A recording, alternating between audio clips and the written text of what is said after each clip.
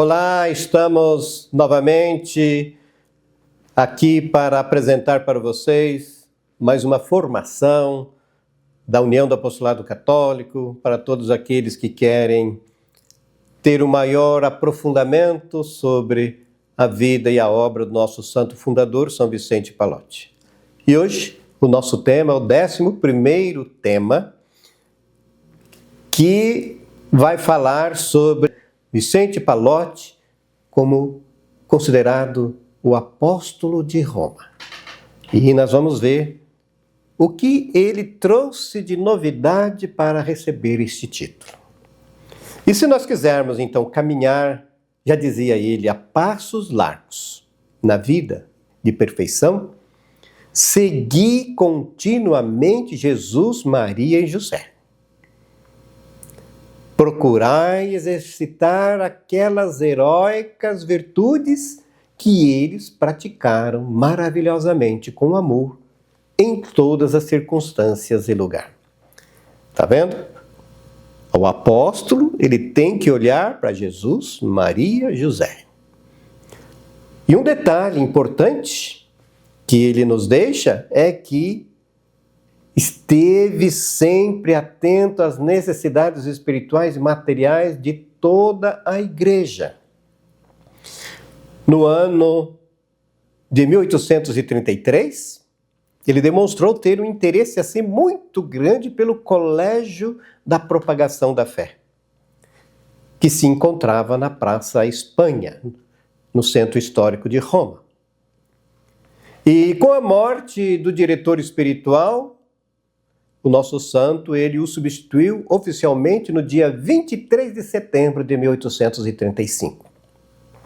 Com tal nomeação, ele viu concretizar um sonho que para ele tinha muito significado, pois conseguira entrar em um colégio missionário da Igreja Católica, canonicamente erigido pelo Papa Urbano VIII, pela bula Immortalis Dei Filhos, de agosto de 1627, para que acolhesse alunos de todas as nações, os quais seriam enviados pelo Sumo Pontífice, pelo Papa, para evangelização em todo o mundo.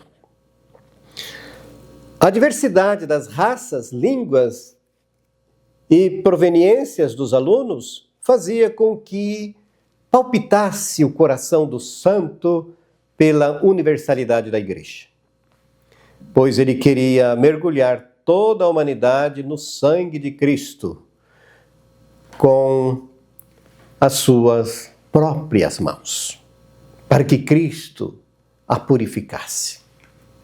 Para Vicente Pallotti, a essência da santidade está na pureza de coração. E tal virtude deve ser adquirida antes da ordenação. Olha esse detalhe, porque, do contrário, será muito difícil de ser alcançado. Por isso dizia sempre, 3 coisas são importantes para o sacerdote: castidade, castidade, castidade. Pallotti era tão cauteloso quanto as virtudes que, nas férias de verão, quando os alunos do Colégio da Propagação da Fé iam para a pequena cidade de Frascati, cerca de 25 quilômetros de Roma, ele também se deslocava, melhor dizendo, para lá, para dar assistência aos alunos. No entanto, alugava um banco da carruagem só para ele, para que tivesse uma viagem tranquila e sem a presença ao seu lado de uma mulher. E para isso devemos dar uma explicação, né? Por que um homem que vivia sempre a pobreza agora compra uma carruagem, a cadeira, né, da carruagem só para ele? É justamente porque naquela época existiam seitas, que é a maçonaria, os carbonários e aqueles que queriam a independência da Itália. E eles queriam criar uma confusão envolvendo um padre para descredibilizá-lo. Pallotti, então, era um homem santo, mas esperto. Antes que alguém fizesse alguma coisa, podemos dizer, uma fake news, ele já estava precavido. A orientação apostólica, então, de Pallotti. O trabalho realizado por ele, até esse momento, não tinha uma linha assim definida. Era simplesmente um sacerdote que desempenhava a sua missão de pastor, rezando missas, atendendo às confissões e demais sacramentos. Ele procurava fazer o bem às pessoas sem distinguir qual trabalho fosse, porque para ele, em qualquer das suas atividades, ele poderia dar glória a Deus. E os seus trabalhos iniciais foram com os estudantes da Igreja Santa Maria do Pranto, na Academia de Teologia e aplicando os exercícios espirituais aos nobres militares do Janículo, como nós já vimos na aula anterior, mas este não era o seu maior desejo. Ele passou, então, a atender os artesãos del Muccioli, aos artesãos das escolas noturnas, de Ponte-Roto, como nós já falamos, que era lá na aula anterior, que é uma ponte quebrada, né? Que ali ficavam muitas crianças, meninos, e ele fez um trabalho com eles. Também na região de Clementino del Campa, e começou a identificar-se com este tipo de trabalho. E era um trabalho muito vasto. A procura de seus interesses espirituais se alargou também aos clérigos do seminário de Roma. Colégio urbano, colégio grego, colégio inglês, o colégio irlandês, o colégio escocês. Mas, ao mesmo tempo, ele tinha contato com os monges de Camaldoli e com vários outros institutos de Roma. Depois, ele começou também a atender os cárceres, os hospitais, os condenados à morte, os doentes de toda a cidade e as intermináveis filas dos penitentes. Para nós parece que o seu trabalho era infinito, e de fato o era, e difícil de ser vencido. Mas para ele, a vontade de Deus é quem tranquiliza o nosso coração. Vicente Pallotti ele recusou, então, em 1829, trabalhar na Academia de Teologia como professor. Ele trabalhou 12 anos, mas ele não quis viver uma vida somente nas faculdades. Recusou ainda o benefício de canônico na Igreja Santa Maria dos Mártires, que é o Pânteon, né? Que ainda aquela igreja está lá, uma belíssima igreja milenar. Recusou a rica e honrada paróquia de São Marcos e o ofício de capelão da Arquiconfraria de São João de Colato, porque teria um alto salário. Todas essas recusas de Pallotti eram para estar mais livre para o apostolado católico. Os carbonários se infiltraram largamente nas fileiras do exército pontifício do Papa. Eles distribuíam panfletos entre os jovens, eles eram ousados, né? Anunciando o extermínio total do catolicismo da ideia cristã. Convidavam seus seguidores a mancharem a imagem do clero e a induzirem a juventude, inclusive os aspirantes ao sacerdócio. Eles queriam também se infiltrar nos seminários para que se inflamassem por esses novos ideais políticos, por essa ideologia, assim como conhecemos hoje, né? A palavra ideologia que não tinha na época. Eles queriam, na verdade, se infiltrar de tal maneira no governo da igreja com o intuito de um dia ter um papa também pertencente a esse movimento carbonário. O Papa Gregório XVI, em todo o seu pontificado, ele viu nas seitas, melhor dizendo, o maior perigo e a maior fonte de mal que ameaçava a igreja. Um ano após a sua eleição, já se falava na encíclica Mirari Vos, do ano de 1832, falando da maldade perpetrada por essas seitas através de seus costumes licenciosos e pelo desprezo às pessoas e às coisas sagradas. pela sua luta contra a cátedra de Pedro, ou melhor dizendo, contra o Papa.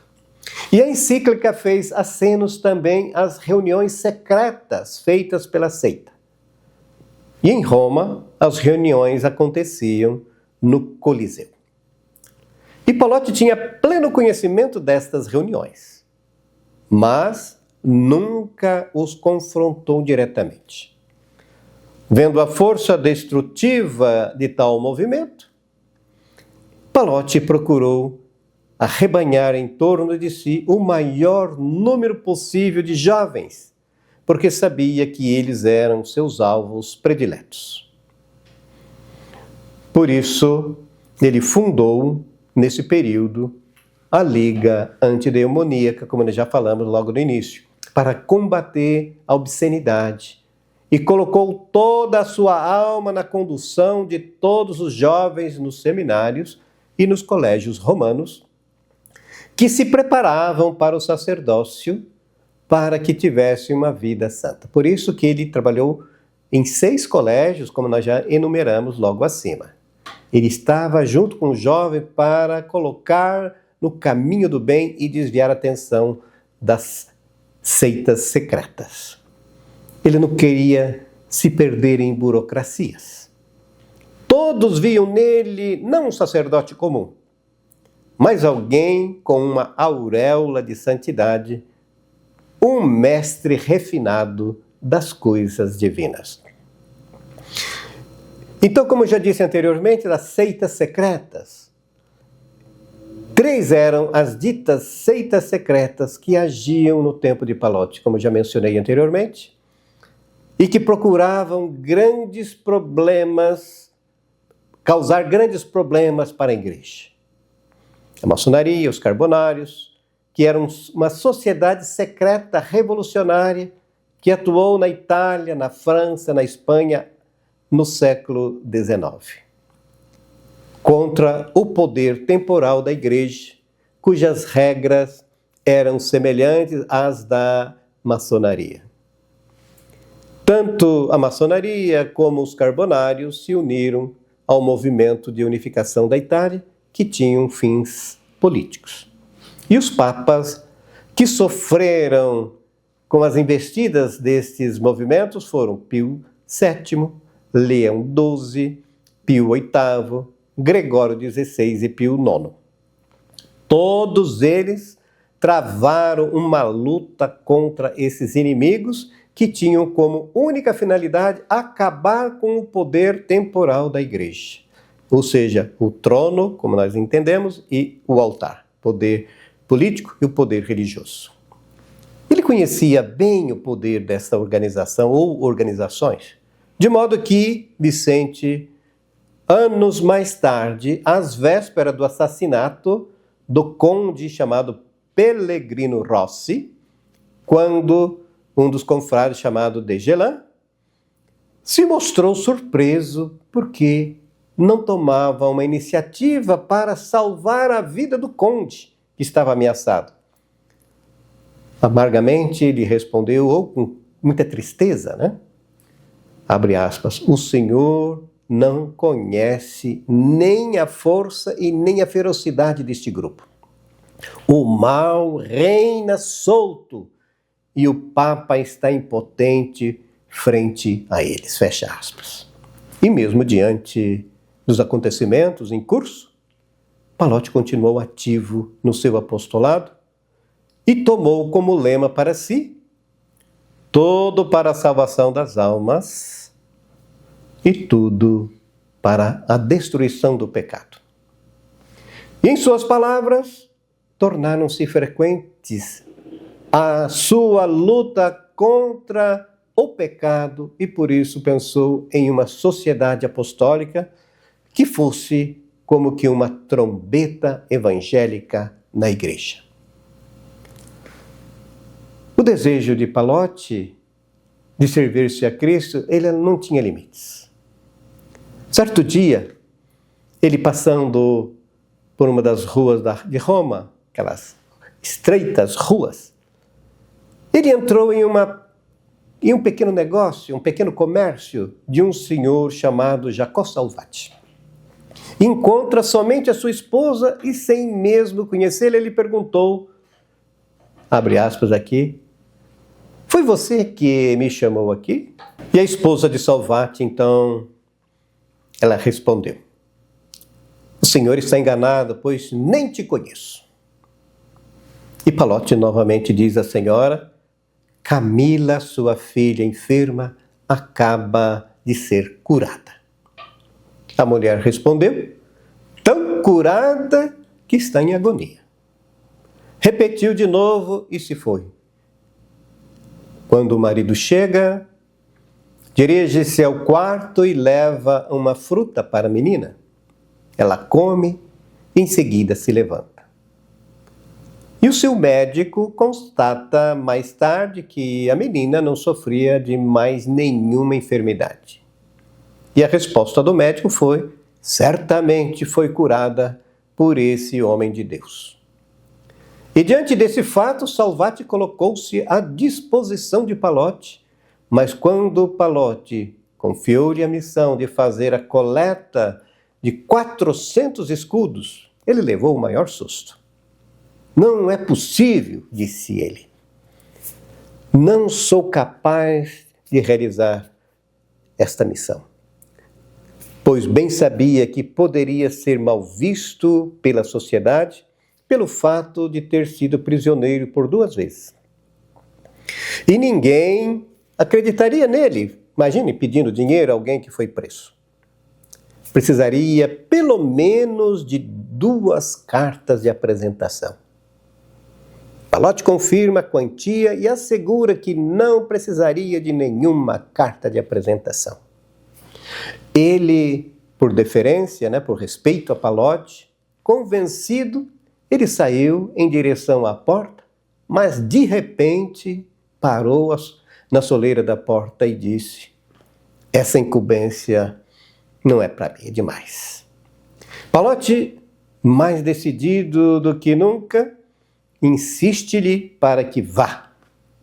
Obedecendo a sua ordem, saiu e Palote, com segurança profética, lhe disse que em nome do crucificado encontrareis aquilo que é necessário. Confiante em tamanha convicção do santo, de Palote, Salvati se anima e sai à procura da quantia estipulada. No meio da rua veio mais uma vez a dificuldade e começa a vacilar. E teve uma ideia de dar um giro pelo bairro, sem muito compromisso, sem dizer nada e nem perguntar nada a ninguém, para depois voltar a dizer para Palote que ninguém quis colaborar com ele. Pensando bem, ele tinha recebido a ordem, não de um padre qualquer, mas de um santo, considerado santo já na época, e que descobriria sua mentira assim que o visse. Por fim, acabou se convencendo de que o melhor negócio seria enfrentar a realidade. Primeiramente, chegou diante de uma quitanda e entrou e logo já foi pedindo 400 escudos para uma obra de caridade. Esperava que o homem o expulsasse ou risse em sua cara. Para sua maior surpresa, o homem se desculpou, gaguejando e dizendo, mas sem escudo não estaria bom para o senhor? De imediato, ele começou a contar as notas. Salvati fez 1000 agradecimentos e, encorajado, entrou rápido em uma outra porta. O resultado foi idêntico. Ninguém recusou. Aquilo que parecia impossível foi muito rápido e fácil. Em pouquíssimo tempo já tinha angariado 550 escudos. Salvati não era uma pessoa rica. Ele era proveniente de Rocca di Papa, próximo de Roma. Era fabricante de sabão e vendia na sua lojinha. Por isso, não colocou nas mãos de Palote suas riquezas, mas o seu trabalho voluntário. Ele tornou-se um grande colaborador da Pia Casa de Caridade, no borgo de Santa Agata dei Goti. E mais tarde, Palotti fez o casamento da sua filha Camila e batizou seus filhos. E no dia do batismo da terceira menina, disse: vieram as três Marias e agora virão aqueles que estavam aos pés da cruz. Nasceram mais 2 meninos e foram chamados de José de Arimateia e de João. E neste batizado, surpreendeu a todos dizendo que já era velho demais e que logo partiria para a pátria celeste. Foi a Salvati que o santo reservou sua visita antes da morte, a sua última visita, a sua última família. E depois da morte apareceu para a sua boa senhora e a curou de um mal súbito. Um outro leigo, muito próximo e fiel a Palotti, foi o operário do apostolado católico, o professor da Sapienza, Tommaso Alcucci. Caldeu, ele era do Iraque. Em 1840, ele começou a viver em comunidade com Vicente Palotti, na Igreja do Espírito Santo dos Napolitanos. E após a sua morte, deixou sua rica biblioteca para a congregação dos palotinos. Giacomo Pittini, melhor dizendo, contribuía generosamente com os gastos referentes à festa do oitavário da Epifania. E nós vamos falar isso mais para frente. E deixou Salvati como herdeiro de confiança para a conversão de todos os seus bens em obras piedosas.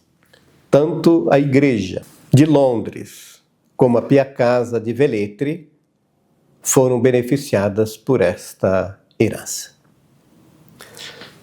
E quais foram os colaboradores leigos do apostolado católico? Muitos leigos, entusiasmados, se entusiasmaram, melhor dizendo, pela ideia inovadora de Palotti, que abria espaço para todos na evangelização, que era uma novidade para a época. Se propuseram a atuar nas escolas noturnas, ai que beleza, na propagação da fé, no hospital militar e nas casernas, na administração da Pia Casa de Caridade, onde estavam as meninas órfãs. Todo este trabalho girava em torno de uma mística ou de uma espiritualidade que os levava a crescer não só na fé, mas no amor ao próximo.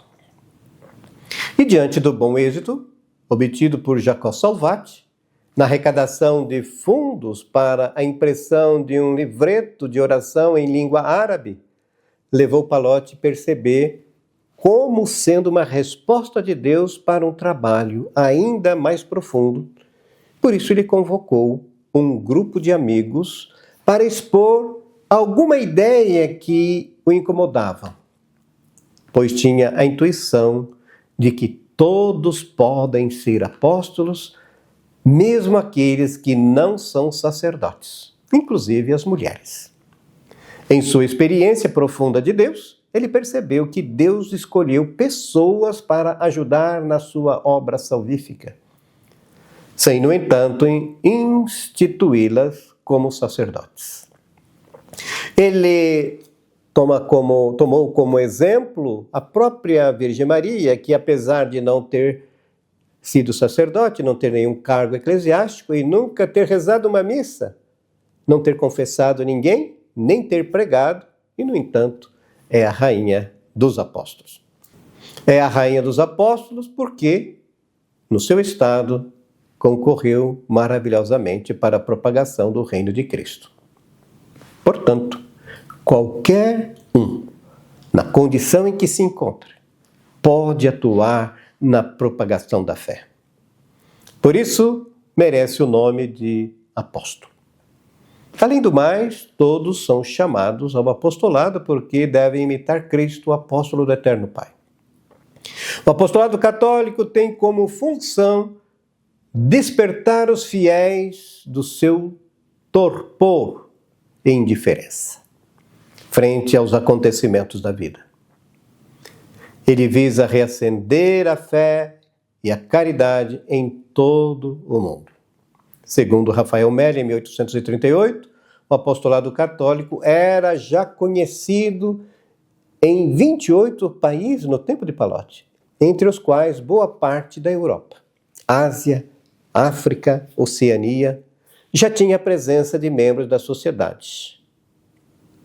O apostolado católico inspirou então a unidade e fez passar entre os institutos e casas religiosas, entre os religiosos e o clero secular, entre o clero e os fiéis, o desejo de unirem-se em torno de um mesmo ideal, que é o apostolado universal, o apostolado de todos. Em Roma, a sociedade, criada por Palotti, dirigia e sustentava 4 escolas noturnas. Vejam bem, 4 escolas noturnas. Os membros recolhiam e assistiam jovens em perigo ou já na marginalização. Acompanhavam os exercícios espirituais, ou seja, os retiros. Em 1837, com a epidemia do cólera, a Igreja do Espírito Santo dos Napolitanos abriu um escritório de assistência espiritual e corporal para as pessoas contaminadas pela doença. Doavam camas e vestimentas para os necessitados.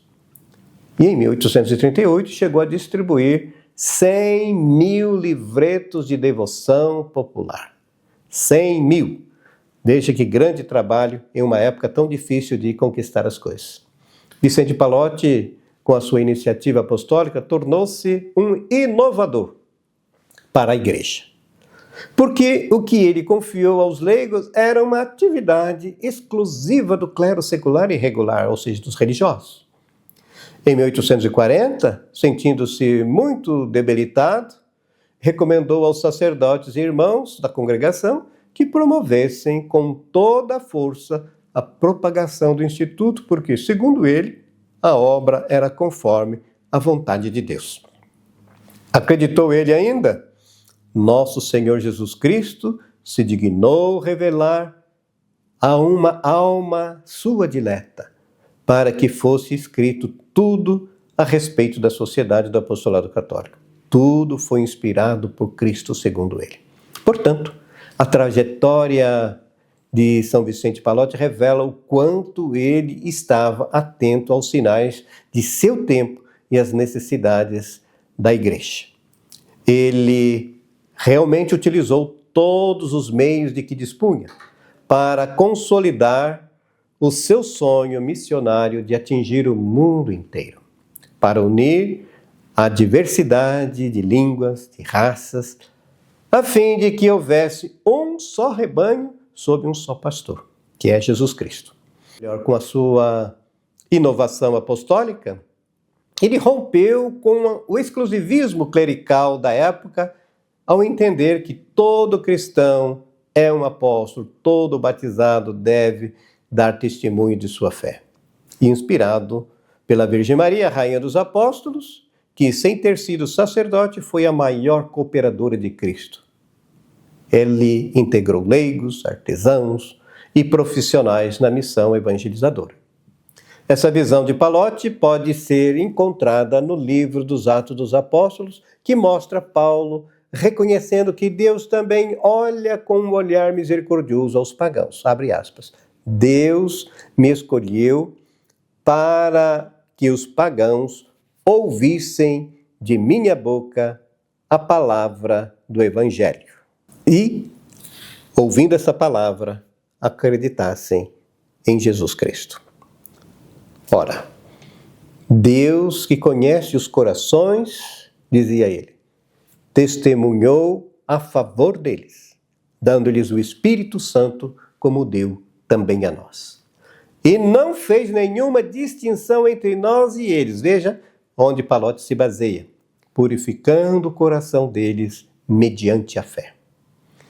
Para concluir este nosso tema, Vicente Palotti ali antecipou o papel do laicato na igreja, fundando uma sociedade apostólica que funciona como uma trombeta evangélica, recordando que a santidade e a missão não são privilégios de alguns, mas um chamado universal, fundamentado na caridade e na união de forças.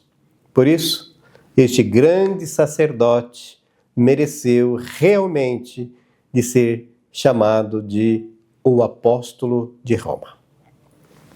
Então você, diante dessa exposição, dessa informação, e quantas informações foram passadas sobre o nosso santo, que você também possa se entusiasmar cada dia mais para seguir Cristo e dar testemunho aonde você trabalha, aonde quer que você esteja. E para concluir, queremos deixar então 3 questionamentos para a sua reflexão. E aqueles que desejarem fazer o compromisso apostólico, então deve mandar para mim, ou pode ser por WhatsApp, ou então pelo e-mail que vocês devem já ter em mãos. Primeira questão: por que Padre Vicente Pallotti pode ser considerado o apóstolo de Roma? Segunda questão: qual foi a importância de Salvati na união do apostolado católico? O que ele fez de importante para Pallotti? E a terceira: quem eram as seitas secretas no tempo de Pallotti e como ele as enfrentou? Que Jesus então abençoe você nessa sua meditação, em nome do Pai, e do Filho, e do Espírito Santo. Amém. Fiquem com Deus.